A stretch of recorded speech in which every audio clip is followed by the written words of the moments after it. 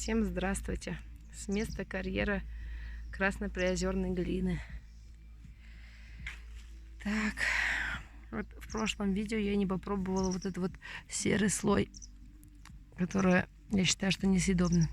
Сейчас я буду пробовать это дело. Короче, песочная структура, но не очень вкусно. Ну, как песочный, но не песок. В принципе, есть можно, но не очень как-то. Вот. А вот моя вкусненькая глинка. Вот, просохшая, она очень вкусненькая, красно-приозерная.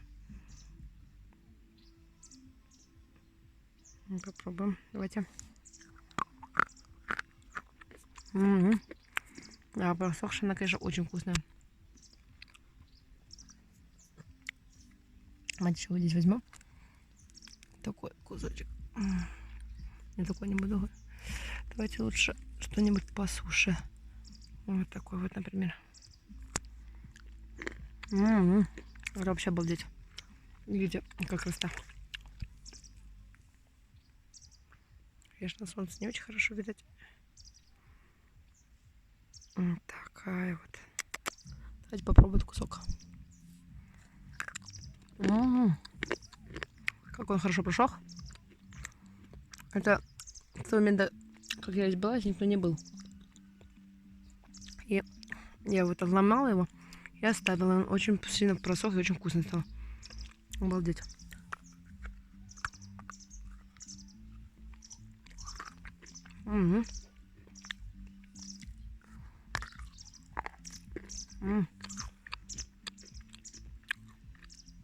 Очень комфортно для зубов.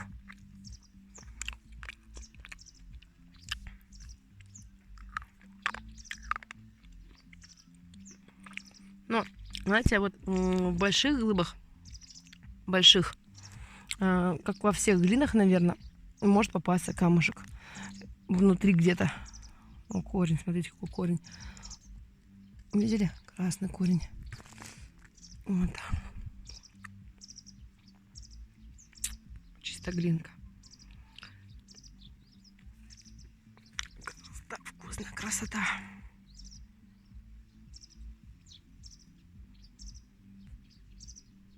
Всем спасибо за внимание.